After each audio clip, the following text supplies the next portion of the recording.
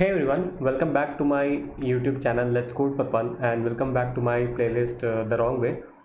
And today we are going to see how to delete multiple directories in Linux using Linux command. And as promised, first of all we will see some not very good ways to do it, and then we will see how to do it in a better way. So yes, let's get started. So right now I am in sandbox directory, and if I do an ls, you can see that it is empty. So let's create multiple directories. As seen in the last tutorial, we can create multiple directories like this using brace expansion in Linux. So 0, 31. So this will create one directory corresponding to each of the day in May. So let's run ls and verify. So as you can see that we get a total of 31 directories, each directory corresponding to each day of the month May. So yeah, so now let's try to delete, and let's say we have to delete all of them. So what we can do is that we can do rm minus rf, rm minus r, May 01, May 02, May 03. So this r is like if you expand, this is like recursively delete, because see what happens if you don't specify this r, it will say that May 01 is the directory. So now let's if we do this minus r, let's see what happens. So we see that these files got deleted, right? So let's verify. So as you can see, we don't have the 01, 02 and 03, and we have from 04 till 30.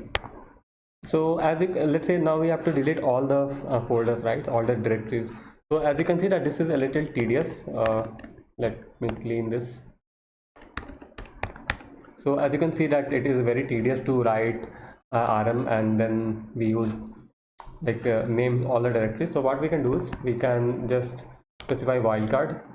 So rm minus r, and then we will specify star. Star basically means it matches all the directories here. Okay. So yeah, let's try to run this and we will see what happens.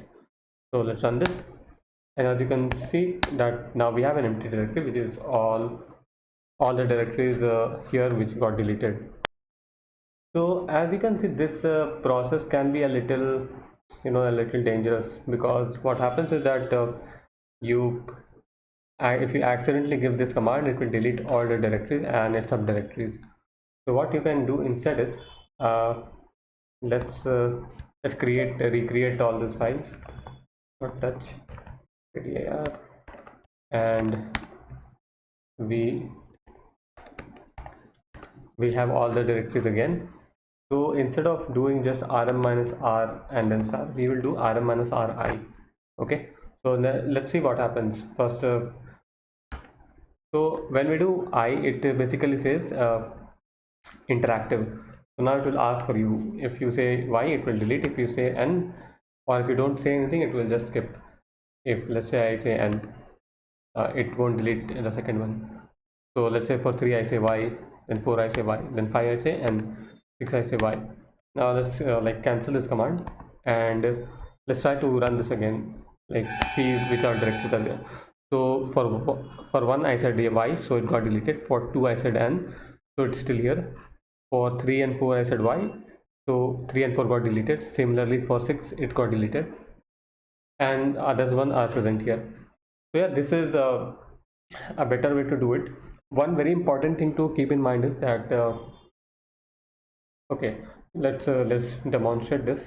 So what do you think would happen if I do rm minus ri, rfi, and then I do a star? Think about it. And so this f is force. So let's try to read the rm command, and then we'll see.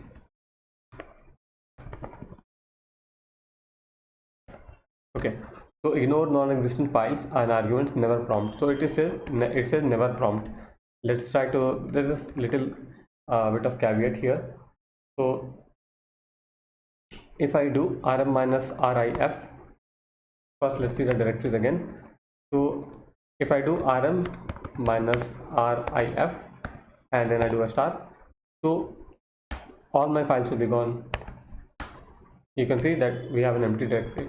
But let's say if I do rm minus rfi, okay, now guess what would happen. So it will again start to prompt.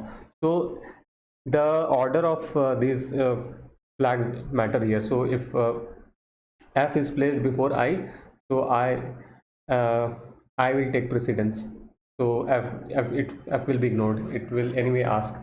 So if you can see, I'm still doing the same thing. So you can see that both 0 and 1 and 2 got deleted. So yeah, that was it. I hope this was helpful to you people in some way. And yeah, goodbye, take care.